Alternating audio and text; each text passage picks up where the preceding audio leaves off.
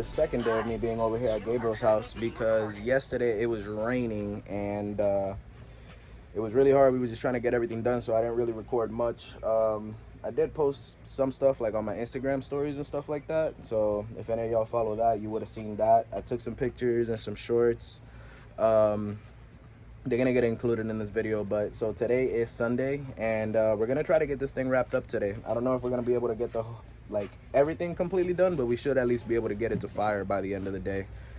And I'm gonna definitely get under the car and knock out the suspension, the T-bracket, the axles, all that stuff, because I can't stand that stuff. So I like to get that out the way quick. Huh?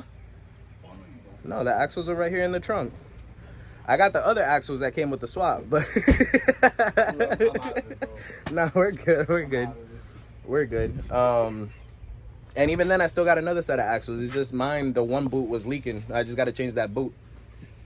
So but yeah, so let me show you guys what we're working with. So here's where we're at so far. Last night we got the motor, made it up to the transmission. As you guys saw, it's got a stage 3 action clutch. Everything is brand new. We're using a Clutch Max flywheel with ARP flywheel bolts. I can't stand the stock bolts because them things always round off. And then yeah, so it was a mission. We had a dolly. We had to drag the motor because it was raining, so we had to do everything right over there. And then just between me and Gabriel, we had to load that thing onto the dolly, drag it across that, get it up on this step here, and then bring it over here and get it mounted in the car. Luckily, the process wasn't too bad. A little tedious, but actually one of the cleanest installs I've ever done.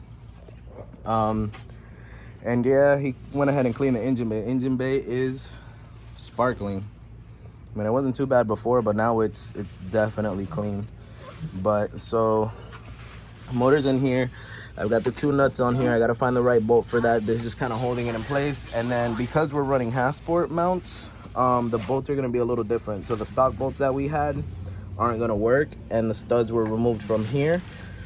We have some hardware for the other project when we were going to put the half-sport mounts in that, so we should be able to use those for this. But I got the harness here. I'm going to wipe that down a little bit, clean it up a little bit, and then there's the harness that came out of this car, so everything should work perfectly. And then we're just gonna go ahead and start getting that routed.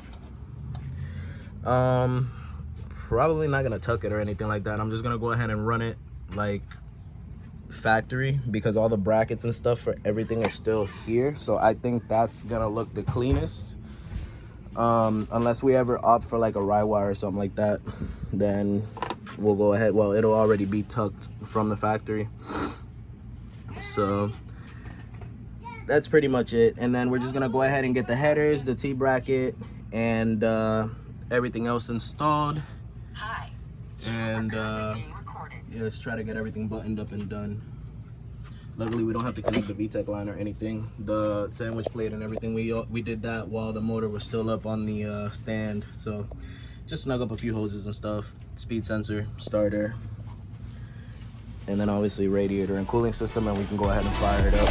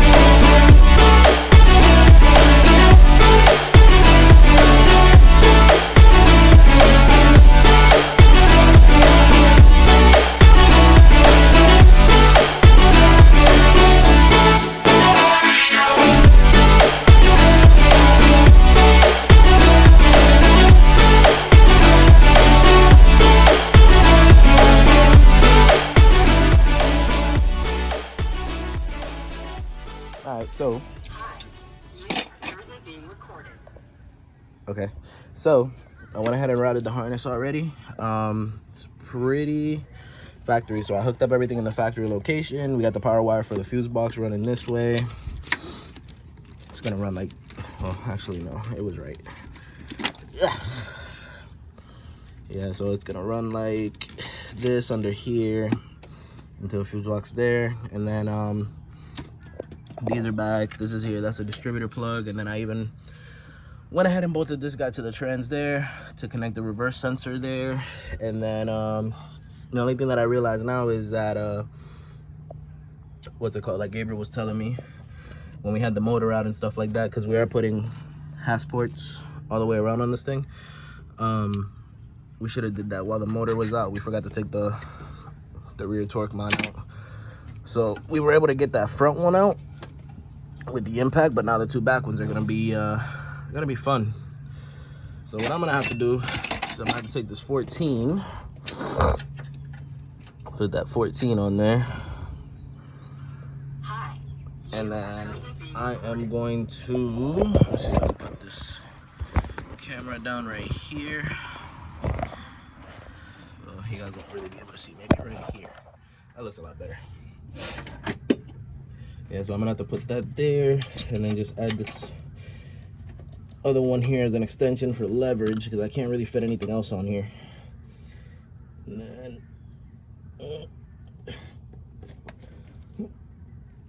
oh, there we go.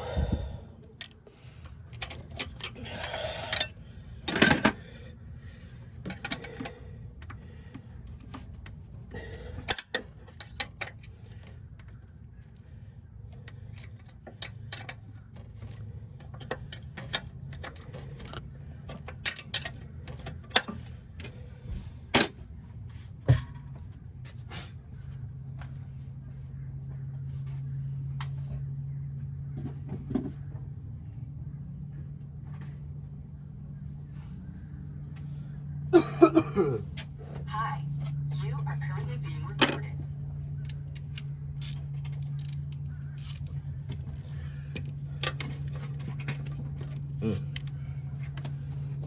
Oh, there we go. It's finger loose.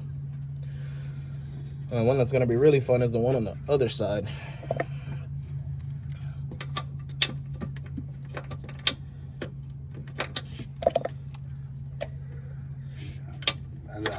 Shit, you know, I saw that right now. I'm like, oh, damn, we regret this shit.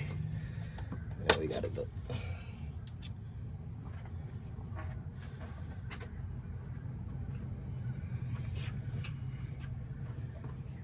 All right, cool. And just like that, we swapped that pain in the ass rear mount to the Hasport. Now I gotta get under there, do the T-bracket, and still gotta do the speed sensor, but I don't like doing that till the end, because there's been way too many times where I put the speed sensor in there and I start doing stuff, especially trying to maneuver the T-bracket and stuff in there, and I end up breaking the speed sensor. So I usually always leave that to the end, and we gotta fill the tranny up with fluid anyways. That's the easiest way to like fill it up, so you don't have to use the fill hole that's on the side here. It just gets really messy when you do it that way. So you can just put a long funnel. I usually get a funnel that comes up to about like right here, and you just fill it up, and that's it. It's like 2.5 quarts, and I'll usually do 1030. If you want to do anything thicker, you can run like 80-90 or whatever, but I just prefer to run 1030 at least first, just to make sure I don't have any leaks and stuff. And then after that, you can switch over to whatever fluid. You can go to Honda, get their manual transmission fluid, or whatever you prefer. So let me go ahead and throw these axles and everything else in, and just keep pushing forward.